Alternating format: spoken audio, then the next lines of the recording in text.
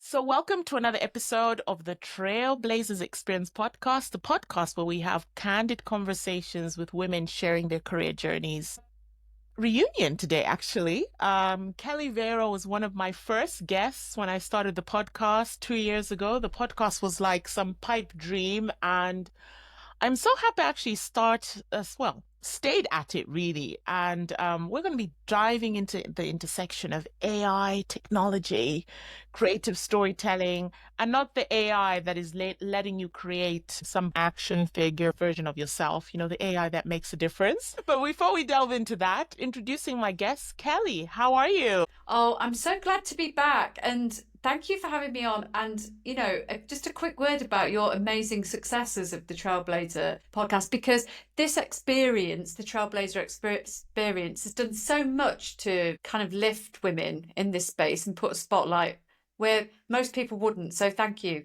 I mean, it's a bit like paying it forward. I always think, what is it I'd like to listen to? I'm curious about any woman whether you've started a business with €100 or £100 and flipped it into a £2 million business, or you're now a CEO of another business, or you're blazing it in tech or music. It's just, there's so many great things that we're doing, and we just need to have that space to celebrate and talk about it. So thank you so much for bigging me up. Keep going. It's an easy job, honestly. You're so great. But for the audience that doesn't know you, I've got here your bio that says, Kelly Vero is a creative badass, speaker, digital leader, NFT and metaverse rebel, fashion disruptor, future gazer, game developer, tech investor, 30 years in the games industry, 10 years in blockchain, NFT and crypto, actively developing, founder of Naked, author, written over 10 plus books, and now we're going to be talking about your latest book as well. Welcome to the podcast. I mean, look at that list of accolades. Yeah, it makes me sound like I'm like 80 years old because I've packed so much in. But yeah, I mean, it is a lot, isn't it? I guess that it's because I'm incredibly curious.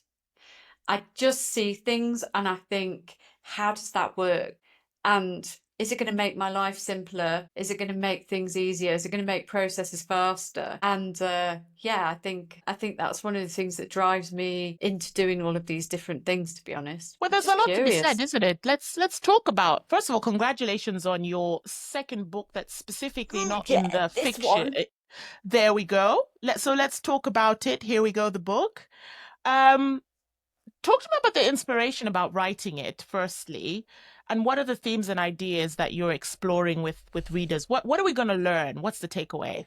Well, we're going to learn that there are more women across many cultures, living and dead, that do technology that are hidden. And they're either hidden because they've been forced to be hidden by, the patriarchy in their society, or they've been forced to be hidden because they can't find a voice, role models, that type of thing. I specifically wanted to focus on technology because I think it's very easy for us to write off that technology started with Ada Lovelace. Well, I thought that was pretty BS. So I started to go into history and find out whether that was true or not. And I came with some of the craziest stories that you can possibly imagine about women creating as far back as 2,000 years ago, before the Common Era.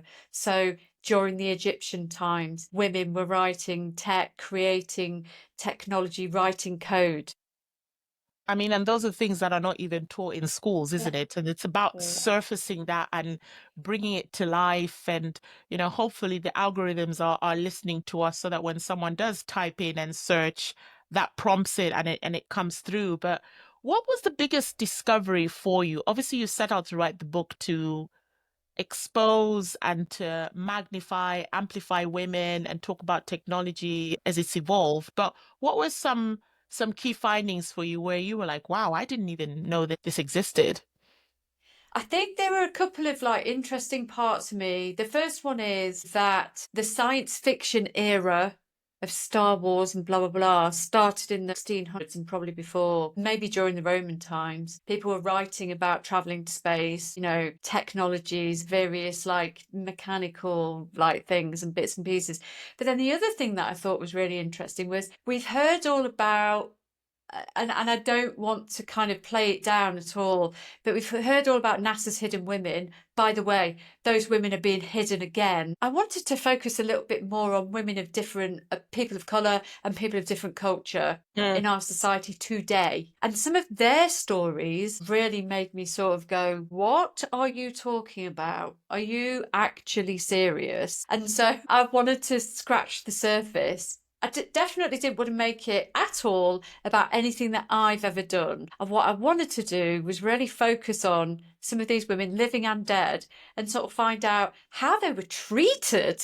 It was disgusting. I mean, here's one for you. Hedy Lamarr. She's a film actress, Hollywood icon. She went to her bosses at MGM and said, I want to help in the war effort for World War II. I've created this amazing piece of technology. And they said to her, look at you, your glamour, your beauty, you're not brains. Go back to your trailer and we'll call you when it's time for you to come out onto the stage and go in front of the camera. And it was at that point in Tola that I just sort of thought, I have to write about this because the way that women are treated when they have these key ideas or they want to be able to be curious or they want to progress anything in society, they're just silenced. It was wrong. I mean, it's so good that you're even surfacing that because even now there's research and stats that even say if there's a job description that is put on, for a specific role, men will apply for it even if they meet 60% of what's on there. Whereas as women, we want to meet 100% of the spec before we even say, right, I'm going to go for this. And I think that mentality, that switch, that actually, if you just be a go-getter, if you are interested in a particular field, area of study, even at work, or if you're interested in starting a business, just go for it because there is no point in wanting to have 100% of everything. You just need to start. So surfacing that even through your book in terms of, well, imagine if she'd listened to everything that had been said in that particular example, then we wouldn't have had the interesting innovation that she brought to the world. I was interested that a lot of these women as well, their role models were their fathers. Mm. And it was their dads that were saying to them, girl, you can do whatever you want to do. Go and do it. So when people say, oh, yeah, men are really blah, blah, blah, actually, they're not. No, Dads they're are not. really We've got supportive of their allies. daughters. We've got Yeah. allies. I mean, And yeah. they're your first allies, is Yes. your dad.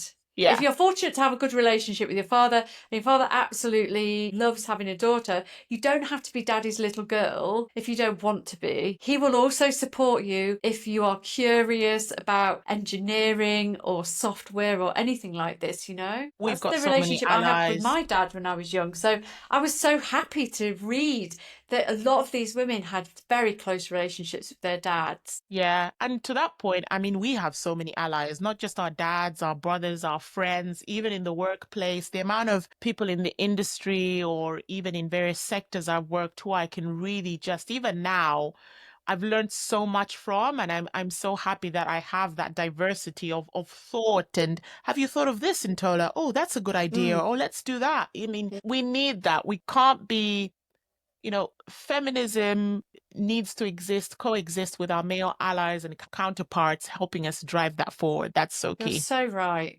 Yeah, you're so right. I don't like to kick people. I don't like to punch down. It's too easy to do that. And what I really wanted to explore was what were these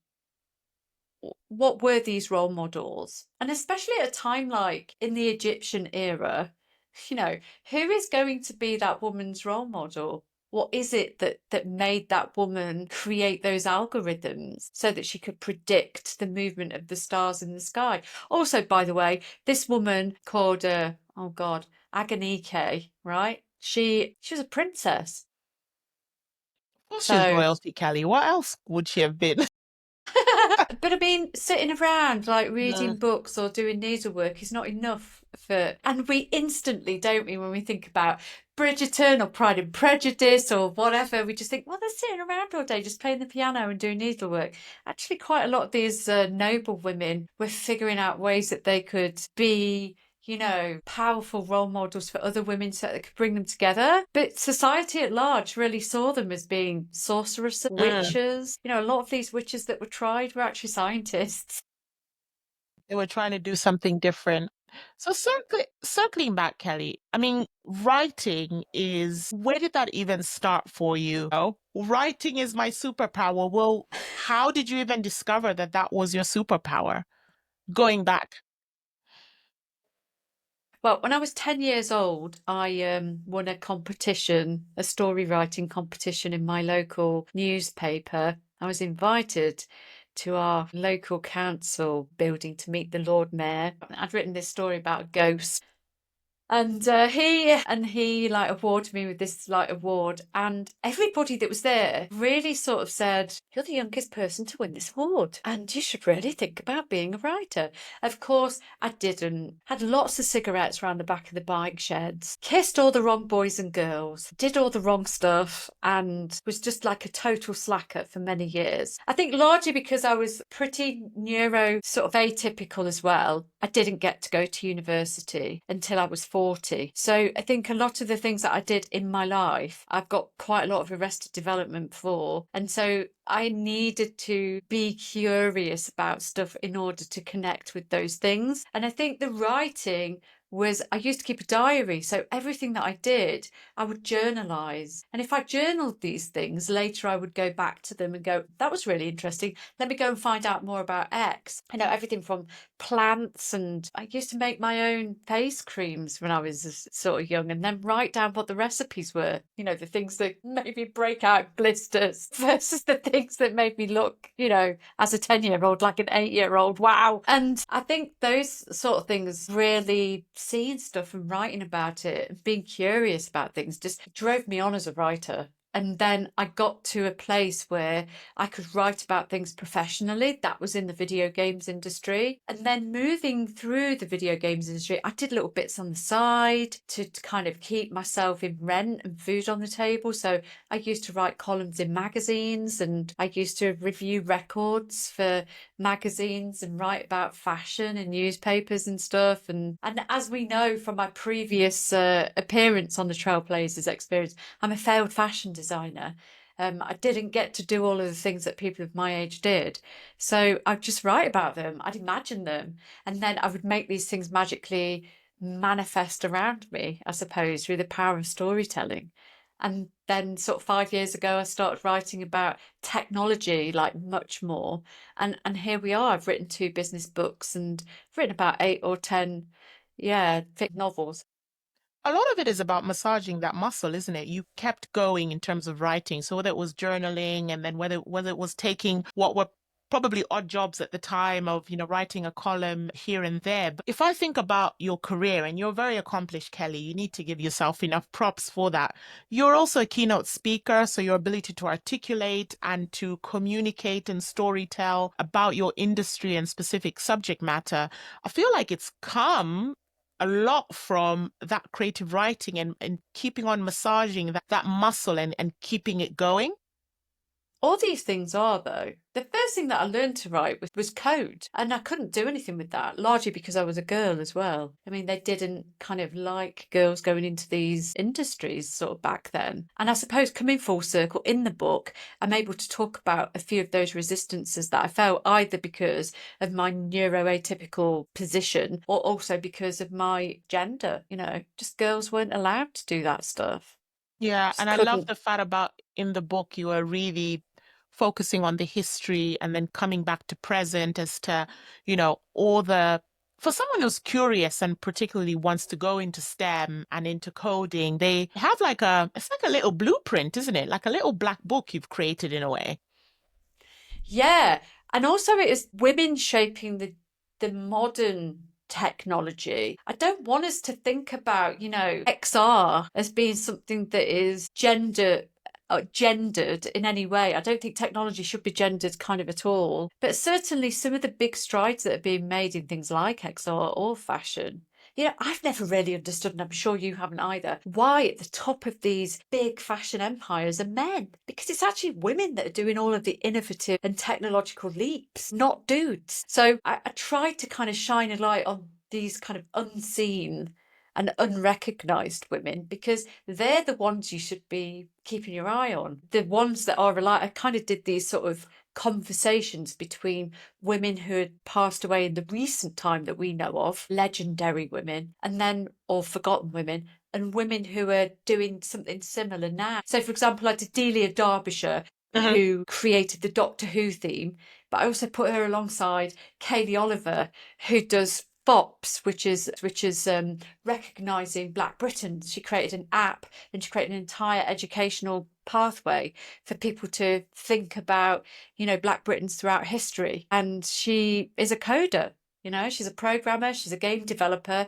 I really wanted to put her in there because she was also using code to tell a story, whereas Delia Derbyshire was using code to write music. I mean, I love the fact that you are making it current as well, isn't it? Because you want someone to be able to read the book and say, right, I can relate to that. This is actually happening right now, and this is inspiration. And hopefully it feels, even just looking on, whether it's TikTok or Douyin or, all the other platforms globally, there are some really interesting women coming out there. I'm very optimistic about the future of women in coding Me and too. technology. So it's a good time to be alive in this space.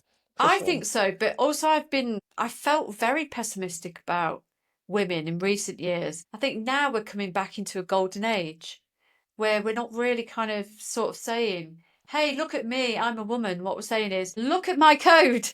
Yeah, Look look at at what my I'm app. doing. Look at what I'm Exactly. doing. Yeah. Yeah, it's amazing. Yeah. Yeah. Let's talk about Naked, your AI tech company. What's going on there? What's the driving vision? And how is the company using AI to create meaningful innovations in technology? Because first of all, I love the play on words with naked and in there. So guys, it's not about OnlyFans or some sort of sordid connection. It's You'd be actually surprised though. That's it's why we're a at the top of Google. really, yeah. People are constantly looking for nudes. And then your company comes up instead. Yeah. Yeah, and then they're just like, oh no. Some middle-aged woman with their clothes on. Tell the listeners about Naked and the brand and what it's about. What sets it apart from everybody else? Well, we're a digital fashion factory that does everything. So, we can start by being wasteful and creating the pattern block, the toile, all of that kind of stuff. Or we can use no-code technology to do a lot of things for us. So we've got loads of design kind of tools to help fashion designers create, but we don't have a lot of tools that do the entire end to end. So from the idea all the way out to the merchandisement in the stores, etc. And we tend to, in the fashion industry, use lots of different tools to do lots of different things for us. And I wanted to be able to kind of compress all of those things into one no-code platform where people don't have to learn, they don't have to have a tutor. I see a lot of people at the moment that are teaching people how to use sort of a piece of design technology, and I just sort of think, why? You could just use Naked and put, I want to create a black t-shirt with Singaporean or Malaysian writing on it, go. And it would do that in less than 10 minutes at Naked. So I didn't use AI originally.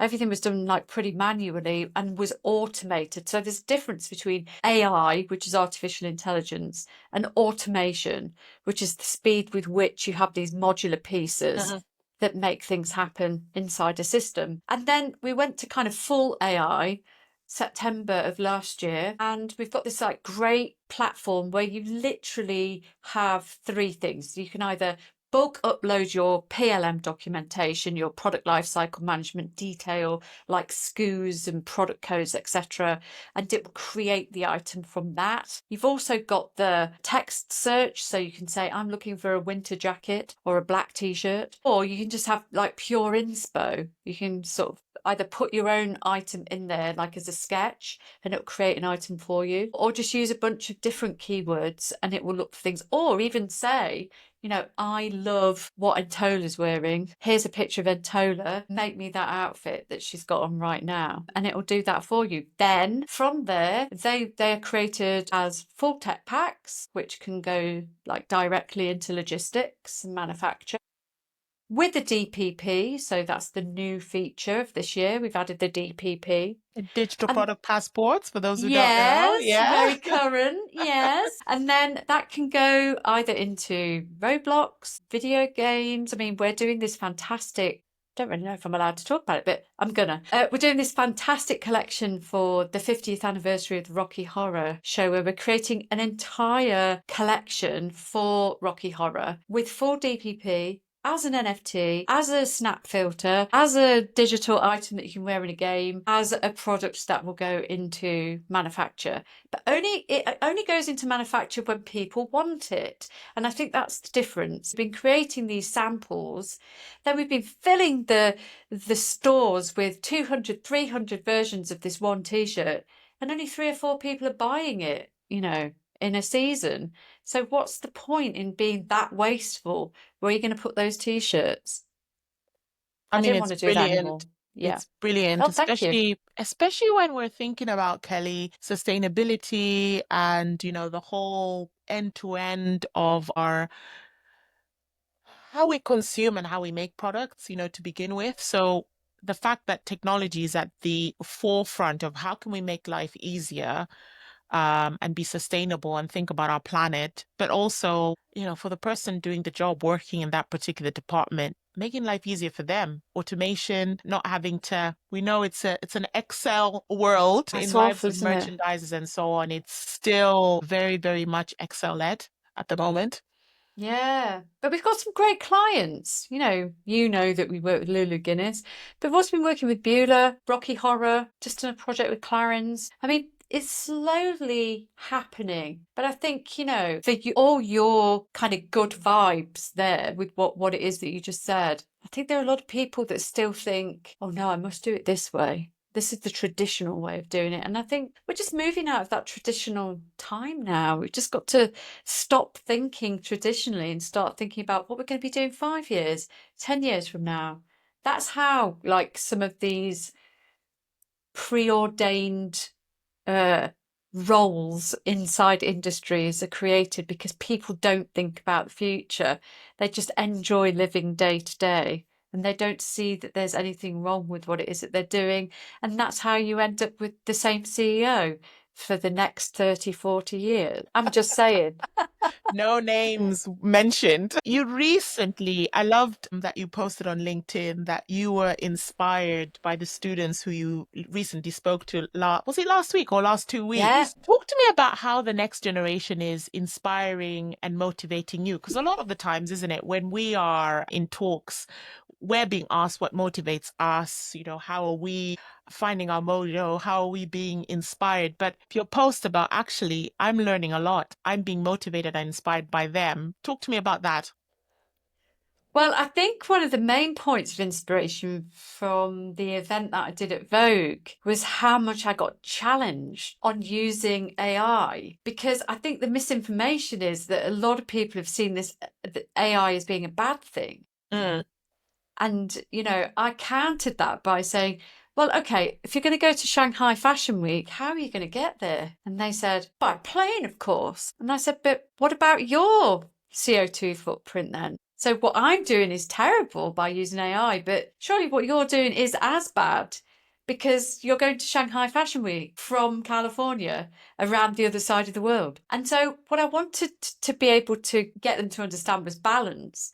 But also what they taught me was compromise in the end. I think it was important for me to understand they are very angry about all of the things that we just talked about previously, sustainability, circularity. They're very angry about it, but no one's telling them the small changes that they can make in their lives to combat that. And so because they're not there yet, they had to teach me a little bit about compromise. And I couldn't just go in there and drop the bomb of AI and say, it's going to take all your problems away, because they just weren't ready for that. But now I think a week later, I've had like quite a lot of messages from them sort of saying, we're not afraid anymore. We've been using it a little bit more. And we see that AI's actually got quite good sort of tools embedded in it to speed our ability to do our work or allow us to go to Shanghai without getting on a plane, for example. I think those things are really important. But what I learned from them was that they weren't ready, and I am.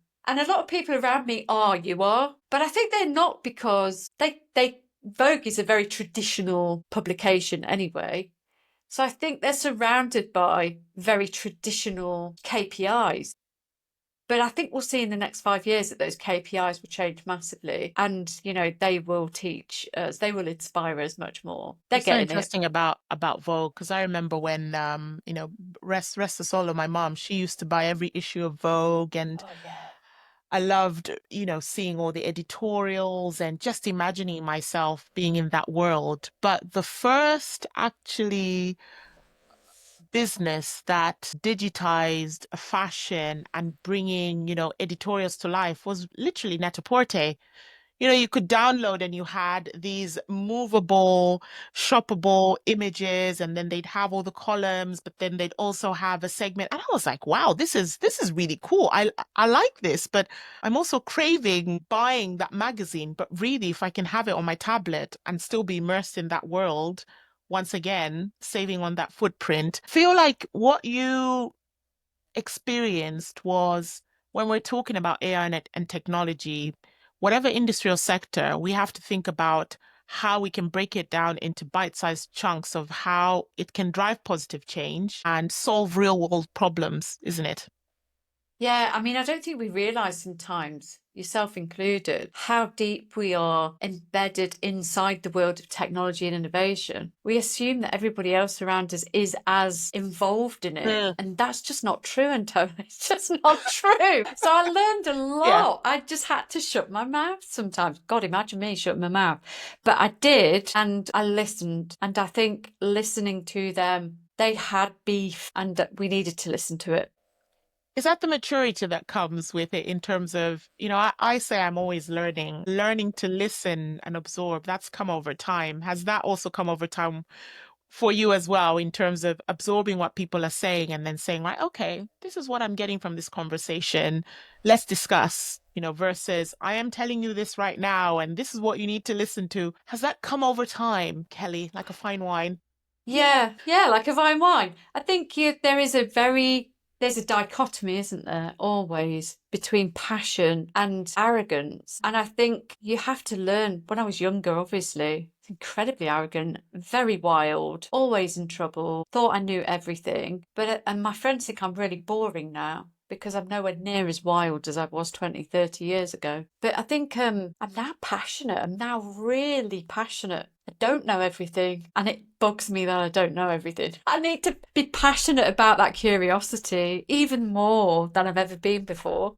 But don't knock yourself down again. I feel the fact that you were rebellious has helped you get to where you are, because you were curious about trying different things, pushing yourself forward in the gaming industry. You've just been, I don't think you've ever seen a door. You've seen, actually, I need to bulldozer through this because there is a way, or I'm going to go through the back door or the window to get to where I need to go. Yeah, I think you know me way too well now after 2 of these Trailblazer Experience podcasts. I'm really like headstrong, and I Mm. surround myself with women who are headstrong, and that is really problematic if you get all a bunch of headstrong women in a room together, because even if we're not in the room together, one of us will, set off a bomb or some kind of incendiary device to get in that room. I think that is the source of all of our abilities and the reason why a lot of us, yourself included, I really look up to you. I think you're just amazing. But I think you're up here. And I think all women think the women we love are all up here, and we need to get there. And we've got to find a way to get into that room inside Intola's head or around Intola's aura or orbit, And so I think a lot of women do that. They gravitate towards other women, and we gravitate towards the truth or the seed of that thing. It's like a scratch, isn't it? Or an itch we can't scratch, like ever. That drives us on crazily. Yeah, I saw an Instagram post that I think it was one of my friends. She's a proper bra influencer and inspiring in that industry and really talks about body positivity and, embracing the shape that you have and making sure you have the right bra size and so on. I'm gonna actually shout her out. So we're wonderful. And Oh, yeah. she Has she talks been on the about. podcast? Get her Yes, she on. has. Yeah, but she needs to come on again because she's doing some Exactly. amazing things. And one of the things she said is, I will not, no longer surround myself with, negative energies, things that are watching things that are not serving me in any way. I need to make sure that what I'm consuming from content, people, what I wear, what I eat, what I do is all feeding me in this positive light. And it's it's a mindset and a lifestyle in itself. The same way we wake up and say, right, we're going to brush our teeth. You have to, again, massage that muscle of saying, right, if I'm manifesting and saying I'm going to position my life in this way, you have to keep on with it. You And can't it just, works, you know. oh, yeah, definitely. If you Definitely. manifest, you do make those little changes. You know, brush your teeth for, if you want super teeth like yours, you brush them for I an mean, I don't know if extra. I got super teeth. It's all about turkey teeth right now, Kelly, Oh my God. We're really missing out, aren't we? What do you think about influencers generally? Just going to throw you a question for a change. I think they are still completely necessary. And I think what's changed is I always take on the example when I was in China, how they've got key opinion leaders, key opinion consumers, and the opinion consumers are where it's heading, even in the Western world. Like Whereas Austin Lee, the lipstick king. yeah, he was a key opinion leader, but not a key opinion consumer because I He was don't. a consumer to start off with, though, wasn't he? And then he Yeah, became a when he started leader. off, exactly. But how authentic? Everyone is looking for an authentic influence, someone who they can relate to and then be gravitated towards that brand. And as we see, new brands emerging, that is how they're building their tribes. That is how they're getting that customer base. That is how they're penetrating and getting them to shop more. It's no longer about, oh, just, hire Nicole Kidman or George Clooney and put them on some packaging and see what Yeah, happens. celebrities are not influencers, in No, my opinion, and influencers are not celebrities. no, exactly. But And they're I being think we treated as have such, to, aren't they? I know, and that really drives me crazy because I love influencers. I think they tell us so much about the things that we're not lacking, because I think that's the wrong word, but they tell us so much about ourselves and the things, that we probably haven't paid as much attention to. And if we are interested in those things, like I haven't had alcohol or sugar for like a couple of years now, and I follow this guy on TikTok, and he does like sugar-free food. But he started this entire sugar-free like thing because his dad got really sick and he wanted to create like treats for his dad because his dad loves sugary stuff. So he Ah. found a way around it. But he's not one of these sort of celebrity type people. He's just saying, make these little changes. So it's what I was saying before. If you do like one little thing in your day and manifest like where it is you want to be, eventually you'll be like me and you won't miss Harry Bowes at all. Well, I'll give a good example of someone who I is an miss him every day. influencer, but she's really authentic, is Candice. And Candice, please don't shoot me down for pronouncing your surname incorrectly, Brathwaite. She started a fitness journey where she called it her day one, where she committed to running on her Peloton every day. And she's lost a substantial amount of weight. She's done a high rocks. She's running the London Marathon in a few weeks. And she's through that, she's become a Peloton ambassador.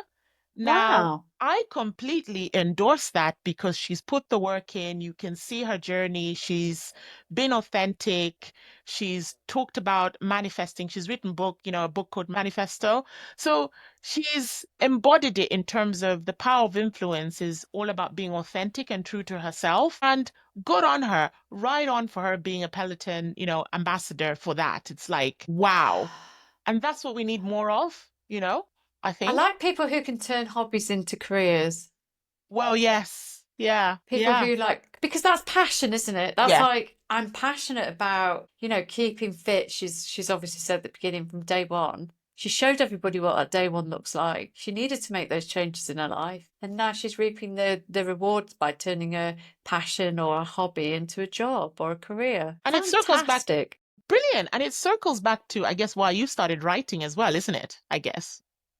Yeah, but I didn't really ever think, I really always thought that these stories would be for me. I didn't think anybody really, I liked to read them to my parents and stuff when I was younger, but I didn't ever really think that people would actually pick up one of the books that I've read and say that's amazing, or even, one of my fiction books be made into a TV series, which it is. And so I think because of that, it's all very unexpected, really. And I'm very nerdy. It has to be said. So I'm not the kind of person that is very good at taking compliments. I'm amazing at giving them. Well, Kelly, I mean, you just dropped a little mic drop there that one of your books is being made into a series. Can we talk about that? It's like, Yeah, I'm really excited about it, actually. But I'm very hands off because I wrote the book. But one of the books that I wrote called Summer Girl, yeah, is being sort of developed into I write crime fiction. I'm like Hannah Montana. By day, I'm a tech nerd. By night, I'm a crime fiction writer. And yeah, the series kind of got picked up, and yeah, it's been developed at the moment into a TV series. So watch this space. It's watch about a very hot guy who's 500 years old, and we find out why he's so old, and he solves crimes with the rest of his friends on an island in the Mediterranean called Malta. I mean, I love that. I'm gonna be looking forward to seeing that. So how does it actually work? Because we know Reese Witherspoon started book clubs so that she Mm. could listen to what women were reading, and then through that, that's how she's developed scripts and the Yeah. rights to the movies that she's She's so smart though, filmed. isn't she? She's I so mean, smart. unbelievable. Who would have thought? What a great way. So get a focus group together, find out what they're interested in, and then make those into films. Brilliant. How does that work in terms of, so have you sold the rights? Do you still Yeah. retain some ownership? Yeah. Yeah, yeah. I mean, I retain the ownership to the books and the characters and the series, but yeah, the rights are acquired. So you usually get something called an option, Uh-huh. and in an option term, you're given a period of time with which this script, book, whatever has to be developed.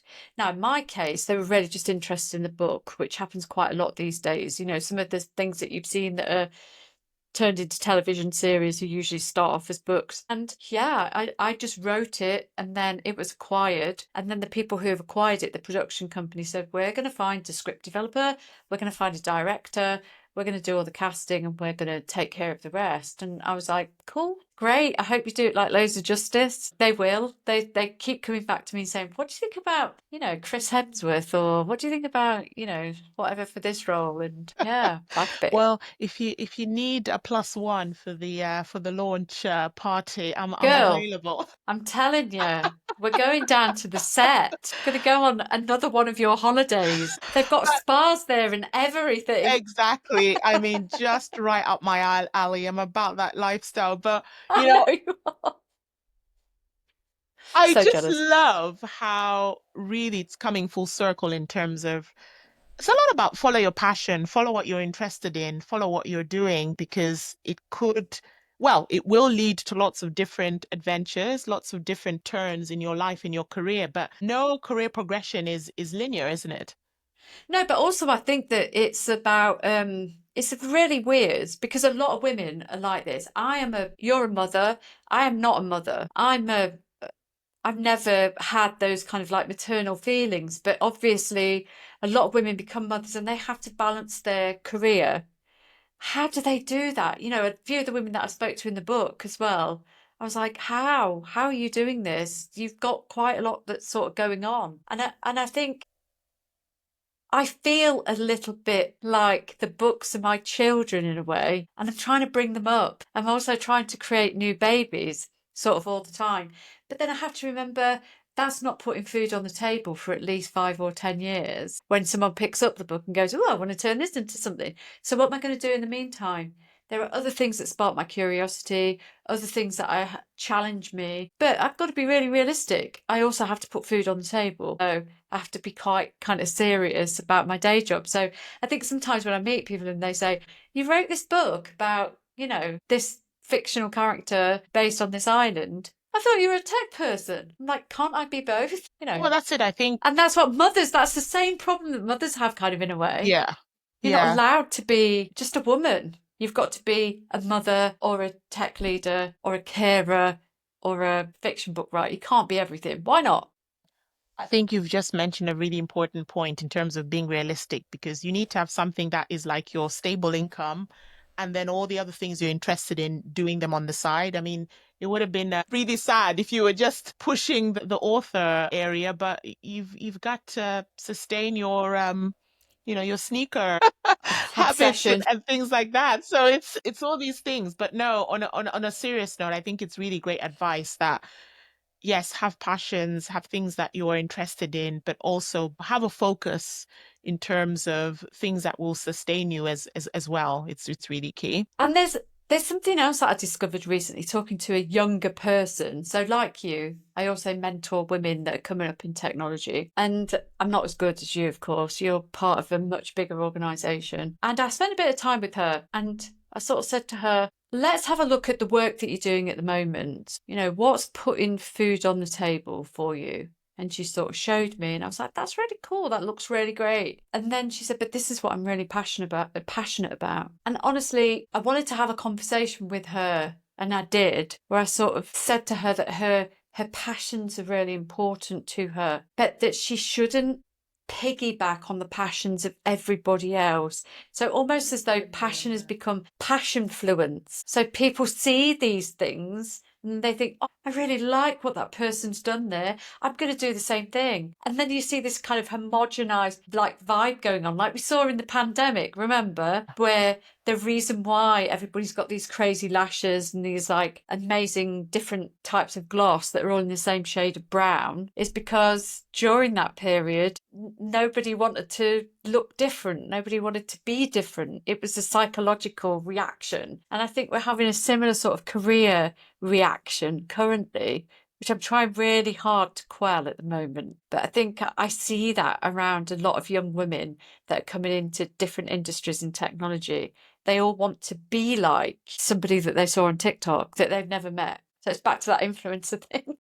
It's a bit like also everyone is starting a podcast. Everyone's podcasting now. But yours has been going for 2 years, girl. And I was looking at the whole economics around it, that I guess because it's a medium that people can freely express themselves, Yeah. they're not having to pitch to networks or syndicates in terms of, right, this is my idea and it getting to the bottom of the pile. So it's sort of, well, let's just do it ourselves. And you could see, especially in London, there are lots of podcast recording studios and engineers, and it's great if it's creating another economy for people to feed off. But yeah, it's passion influence, as you're calling it. Find your own passion, something that is authentically you, because yeah, there's a lot of Are copycat we going on. afraid, though, to do that now? Are we afraid to find our passion and go, hello, I'm really into stamp collecting. This is my TikTok or whatever. Almost as though we've got to kind of borrow a passion sometimes because we feel like we can't truly be ourselves. I I think see so this a lot too. in women. Yeah, I think so too. It's that being afraid to be your authentic self, because you might not fit the mold. You might not be invited, to the clubs that you are striving to become a part of. And interestingly enough, isn't it, the further you rise at the top, the more lonely it actually is, isn't it? So I wouldn't know, Antola. but the circle is smaller. I mean, if you think about in your specific niche and industry, I mean, you're a keynote speaker, you are a tech founder, you've worked in the games industry. When you look at how many women are at that level, it's very few. So it's becoming smaller the more accomplished then you become. Yeah, but I'll be dead soon, so there's plenty of space. Girl, you're going to be here for a very long time. It's like Like a if cockroach. Warren Buffett is still here, and you Funny you mention him. He's like, I do really like the things that he says, actually. I think he is quite sage. He really he's is the well sage of balanced. He talks, Omaha, isn't he? yeah, he's just a balanced guy who has just used certain principles that are standing true, isn't it? I think he's never rushed to do anything, which is why he's amassed all this wealth over time. And we live in a world, in a generation where We want people everything. want it now. Yeah, Yeah. yeah. It's hard, isn't it? It is. It is. Because you want to constantly be creating content. You want to constantly be doing, and you want to be seen to be doing. And that's why every year we hear from Warren Buffett, because he sends out his little results of, I'm the sage of Omaha, don't forget. He tells us like all of the little things that he's done and what he's doing to kind of combat world poverty with his philanthropic bits and pieces. But then on the flip side of the coin, you've got these kind of, I've got 78 million followers on TikTok and I'm making like $20 a second or whatever. It's probably $200 a second. I don't know, in China probably. And blah, blah, blah, blah, blah. And everything's happening so quickly. You get up to that point, then you just, there's a point at which you're going to dive. I've seen a lot of people recently, lately, I don't know about you, in places like LinkedIn, where they've popped back up and I've thought, where have you been? I thought you were at the top of your game a couple of years ago. And they're like, oh, I crashed and burned and now I'm starting again. I just think, well, good for you. That's like really great. But it wasn't so long ago that you were telling everyone they were an idiot. Yeah. And again, that's another thing with passion influence, where it's a trend of people now talking about their burnouts and everything on LinkedIn. And it's another trend as well that we've seen. But I guess as long as people just remain human, coming back to being authentic, isn't it? Just be authentic, be yourself. And that hopefully should be enough to get you through. For Warren Buffett to hire us at Berkeley Hathaway. No, that's not the aspiration. The aspiration is for Naked to continue to do the great things that it's doing and, continue to make an impact as well. That's what I think. Industry impact. That's Yeah.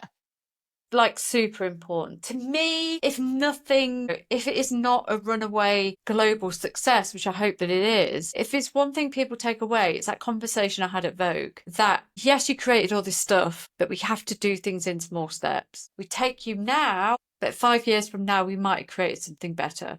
And if that happens 5 years from now, where those people have created something better off the back of seeing something like AI, then my job is done. That's it. Well, we're coming to the end of the podcast, and I know that you're a seasoned keynote speaker, inspiring audiences around the world. So if there was, a message or a focus or themes that you're saying, right, you're leaving with the audience, what would they be? Actually, you said it at the beginning of the podcast, and that was about finding your tribe. I've always thought that people around you who are like you, but not necessarily, that you want to copy them or do whatever. Find those voices that sound like your voice. Those people, the women in my book, for example, artisans, some of them work in fashion technology, some of them work in blockchain and Web3, some of them work in video games. Find those people that sound like you. See those people that look like you, but don't be those people. Be your own person. Just find that tribe and surround yourself with those people. Don't surround yourself with critics. Don't manifest doom. Love it. Well, those were the takeaway tips. Kelly, it's been such a pleasure having you on again. Before we wrap up, can you tell our listeners how they can connect with you, learn about and explore Naked, and find your latest book? Let's get people on there.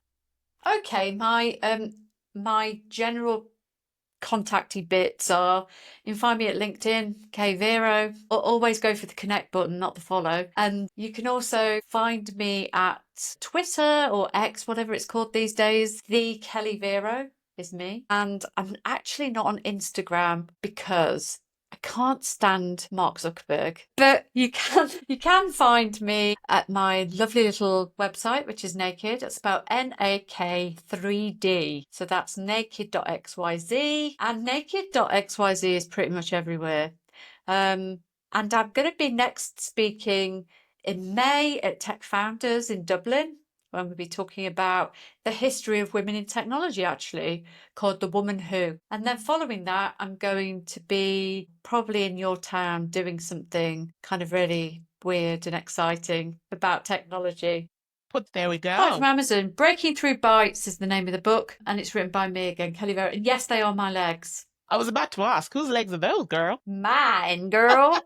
In the days when I had decent ankles. These days I've got cankles. That's why I wear sneakers. Right, listeners, be sure to get in touch with Kelly. Remember to follow us. We are the Trailblazers Experience. We're on all social platforms, connect, follow, share, tell another woman about the podcast. And thank you for tuning in to the podcast. Until then, next time, stay inspired and yeah, bye.